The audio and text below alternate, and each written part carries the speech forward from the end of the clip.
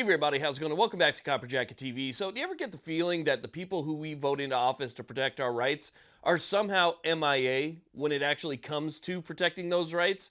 That's the feeling that I get, and it's really frustrating, especially when it comes to the ATF's recent pistol brace rule. Well, finally we have some action, we have some movement, and Jim Jordan and Thomas Mackey of the House have written a letter to Steve Dettelbach, the director of the ATF, and they are laying down the law in this one. As a matter of fact, they are calling him and others before Congress to testify and have basically said through this letter what the ATF is doing is wrong. So we might actually see some accountability here, and maybe we could actually see some action to protect those rights that we voted them in there to protect. So let's talk about what's going on.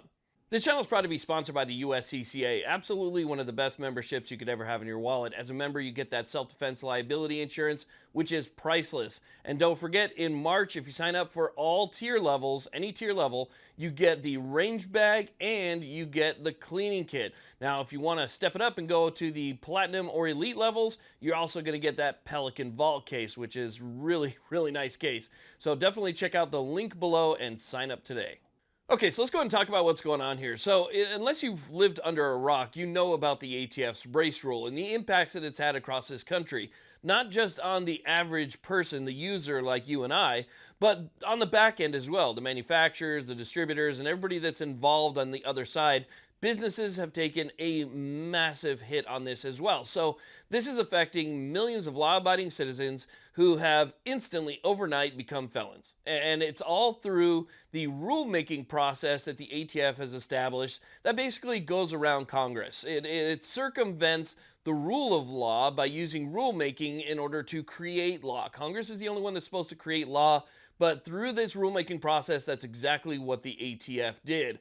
Well, thankfully, Congress has taken notice, and since we Republicans have taken control of the House, we finally have a little bit of accountability. Now, when I say a little bit, I actually mean a lot, because this is a pretty scathing letter that was sent to the director of the ATF, Steve Dettelbach, and through this letter, again, Jim Jordan and Thomas Mackey basically tell the ATF what you're doing is illegal, what you're doing is circumventing Congress, what you're doing needs to stop. Not only that, they're calling him in, they're bringing him in, they want to talk to him, figure out exactly what's going on here, and hopefully we get some answers. Now, I have a copy of this letter I want to show you guys. I'm going to put it up on the screen, and we're going to go ahead and read it as well, because I want you guys to know about it, because this is finally our representatives representing us, right? Which is what we put them there to do. So let me put this letter up on the screen, we'll read it real quick, and then we'll talk about it. It's not a very long letter at all. Real quick before we get into the letter, something to keep in mind as we go through this. The House Judiciary Committee, which is where this letter was sent from, has oversight of the ATF. So they're not stepping outside of their bounds by any means here. As a matter of fact, they're well within their lane when it comes to this letter. So again, the House Judiciary Committee has oversight of the ATF. So now let me go ahead and put that letter up on the screen. So you'll see at the top of the letter right there, it says Congress of the United States, House of Representatives, Committee on the Judiciary. So it says to the Honorable Steve Dettelbach, Director, Bureau of Alcohol, Tobacco, Firearms, and Explosives, Washington, D.C., 20226. Dear Director Dettelbach, the Committee on the Judiciary continues to conduct oversight of the BATF. We have written the ATF with several requests for information and documents regarding the agency's efforts to regulate firearms through the rulemaking process. We have additional questions for we have additional questions for which we write to request testimony from relevant ATF employees. The letter goes on to say the ATF's lack of transparency comes after the agency issued a final rule banning stabilizing pistol braces, as the agency continues to shut down lawful businesses through the zero tolerance policy for FFLs. Just last year, the United States Supreme Court held in West Virginia v. EPA that under the major questions doctrine, given both separation of powers principles and a practical understanding of legislative intent, the agency must point to clear congressional authorization for the authority it claims. This rule raises serious doubts about ATF's ability to regulate pistol braces absent a clear mandate from Congress. That's a very important one right there. Again, it raises serious doubts about the ATF's ability to regulate braces. Continuing on here, to advance the committee's oversight, we would invite you to testify during a hearing of the committee on Wednesday, April 26, 2023 at 10 a.m. This hearing will be an opportunity for the committee to hear directly from you as the head of the agency about the decisions that led the ATF to implement these controversial policies. In addition, this hearing will allow members to learn more about the reversal of years of previous ATF opinions in regulating firearms with stabilizing braces. So again, they want to know why they did it. They want to know what their motivation was for doing it.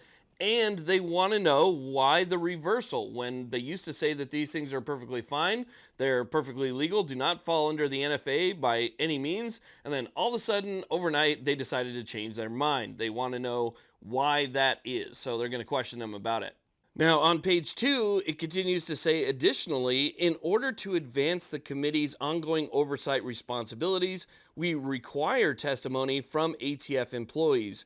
We ask that you please make the following ATF employees available for transcribed interviews. Number 1, Daniel Board. He's the Chief of Staff. Number 2, Justin O'Connell, Acting Assistant Director of Public and Government Affairs. And number 3, Megan Bennett, Deputy Assistant Director. Please direct your staff to confirm your appearance before the committee and begin to schedule these interviews as soon as possible, but no later than 5 p.m. on March 13th, 2023, so coming up here really soon. The Committee on the Judiciary is authorized to conduct oversight of the BATFE pursuant to the rules of the House of Representatives. If you have any questions, you can schedule your request. Please contact the committee and the phone number and all that stuff. So, again, this is a very, very important and big letter, and some pretty big interviews apparently coming up before the Judicial Committee. So obviously when they write out these letters, they're trying to be as formal as possible and polite and, try and tell them what this is all going to be about. They're not using standard language like you and I would use to talk to each other. So if we break it down to that standard language, basically what Jim Jordan and Mackey are saying here is that we believe that what you're doing is against the law. It's unconstitutional based on Supreme Court precedent in West Virginia v. EPA, that you are overstepping your boundaries here, that you are exercising authorities that you do not have in creating law,